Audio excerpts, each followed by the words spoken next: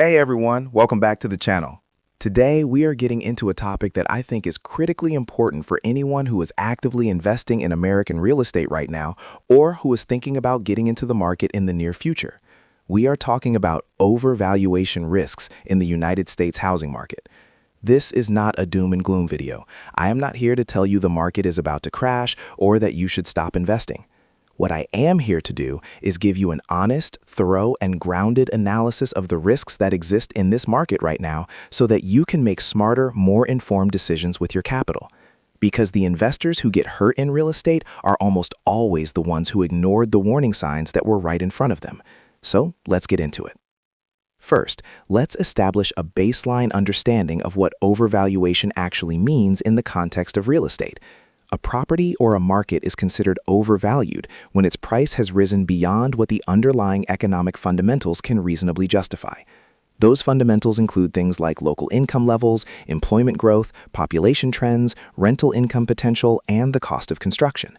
When prices disconnect significantly from these fundamentals, you have overvaluation. And the danger of overvaluation is not just theoretical. History has shown us repeatedly that markets that become severely overvalued eventually correct, and those corrections can be painful, fast, and financially devastating for investors who were not prepared.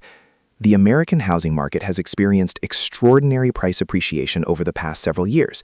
Coming out of the pandemic period, a combination of historically low interest rates, massive fiscal stimulus, remote work flexibility that allowed people to relocate from expensive urban cores to more affordable suburban and exurban markets, and a severe shortage of housing inventory all converged to create one of the most aggressive home price appreciation cycles in modern American history.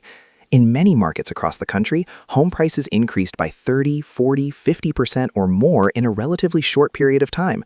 That is an extraordinary move, and any time you see that kind of rapid appreciation, the question you must ask as an investor is whether the fundamentals actually support these new price levels or whether the market got ahead of itself. Let's talk about the income-to-price ratio, because this is one of the most important measures of housing affordability, and by extension, one of the clearest signals of potential overvaluation. Historically, a reasonably priced home in a healthy market would cost somewhere between 3 and 4 times the median annual household income in that area. In many American markets today, that ratio has stretched dramatically. In coastal cities like San Francisco, Los Angeles, Seattle, New York, and Miami, price-to-income ratios have reached levels that are extreme by any historical standard.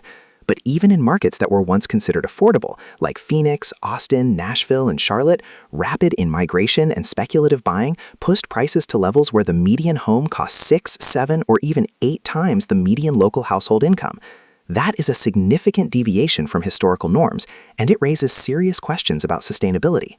The interest rate environment adds another critical layer to this analysis.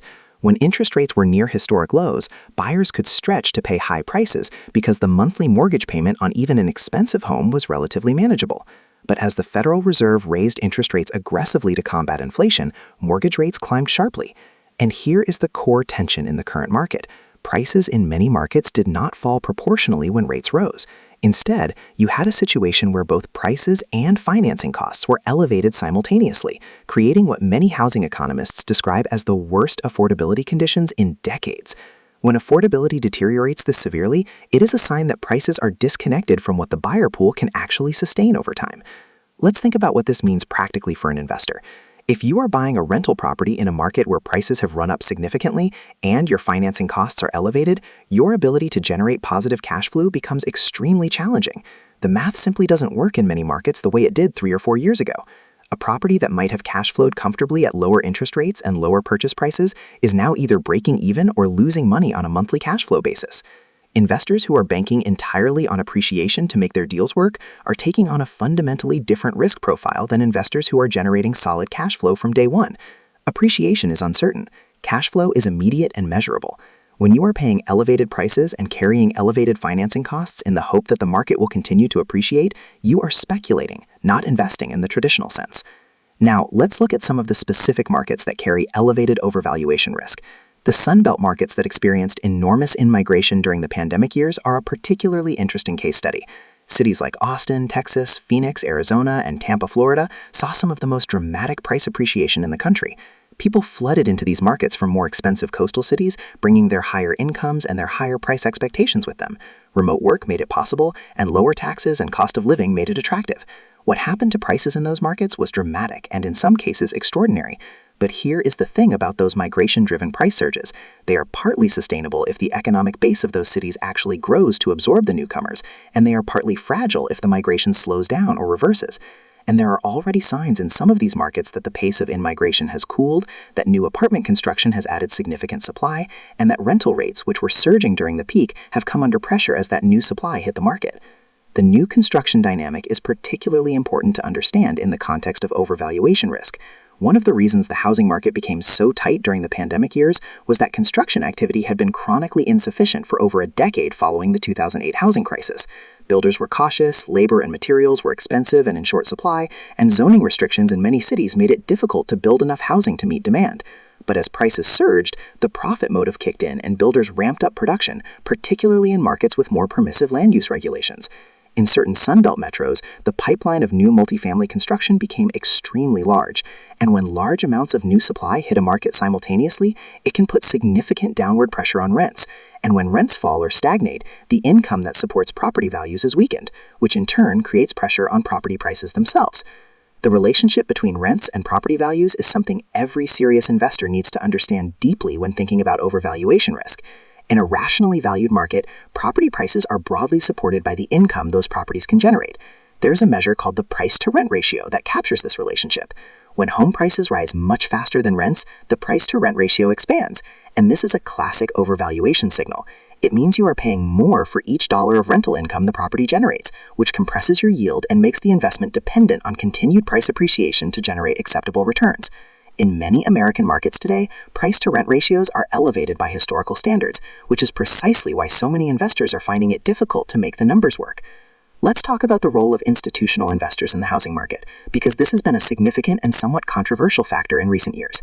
Large institutional investors, including real estate investment trusts, private equity firms, and hedge funds, have acquired significant quantities of single-family homes in certain American markets, particularly in the Sunbelt. The scale of institutional buying in markets like Atlanta, Phoenix, and Jacksonville was substantial enough to meaningfully affect supply and pricing.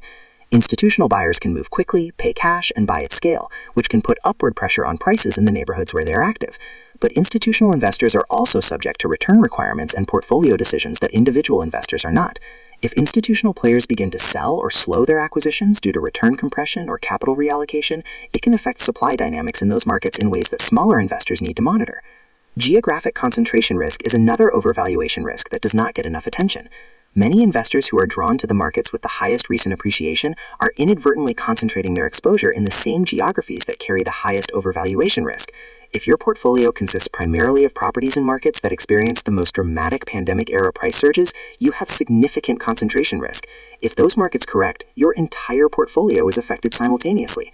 Experienced investors think carefully about diversification across markets with different economic drivers, different supply and demand dynamics, and different stages of the market cycle.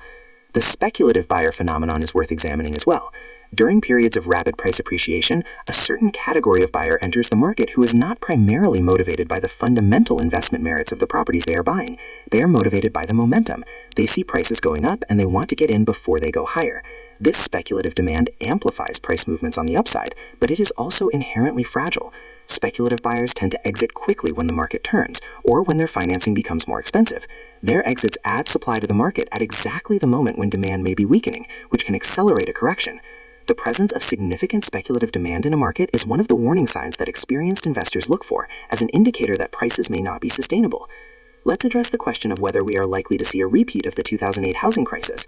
This is the question on everyone's mind when they hear the word overvaluation applied to the housing market. The honest answer is that the current situation is different from 2008 in important ways, and it is similar in some ways as well. The most important difference is the mortgage underwriting standards. The 2008 crisis was largely driven by catastrophically bad mortgage underwriting, where loans were made to borrowers who had no realistic ability to repay them based on stated incomes that were often fabricated, with little or no down payment, and with teaser rates that reset dramatically after a few years. The amount of fraud and recklessness in the mortgage origination system during that period was extraordinary. Today, mortgage underwriting standards are considerably more stringent. The borrowers who have taken on mortgages in recent years generally have better credit profiles, more documentation of income, and more equity cushion than the borrowers of the mid-2000 era. However, there are risk factors that bear watching. Adjustable rate mortgage originations have increased during periods of elevated fixed rates as borrowers try to manage their monthly payments. Borrowers who took adjustable rate mortgages are exposed to payment shock if rates remain elevated or rise further when their initial fixed rate period expires. Additionally, the buy now, pay later mentality that can develop during a prolonged appreciation cycle sometimes leads buyers to stretch further than they should, buying at the top of their affordability range with the assumption that rising prices will bail them out if they need to sell. If prices stagnate or decline and those buyers need to sell, they may find themselves in difficult positions. The lock-in effect is one of the most interesting and underappreciated dynamics in the current housing market. Millions of American homeowners refinance their mortgages during the period of historically low interest rates, locking in rates in the 2 and 3% range. These homeowners have very little financial incentive to sell their homes and give up those rates, because any new home they purchase would require financing at substantially higher rates. This lock-in effect has significantly constrained the inventory of homes available for sale in many markets, which has helped support prices even as affordability deteriorated. But this dynamic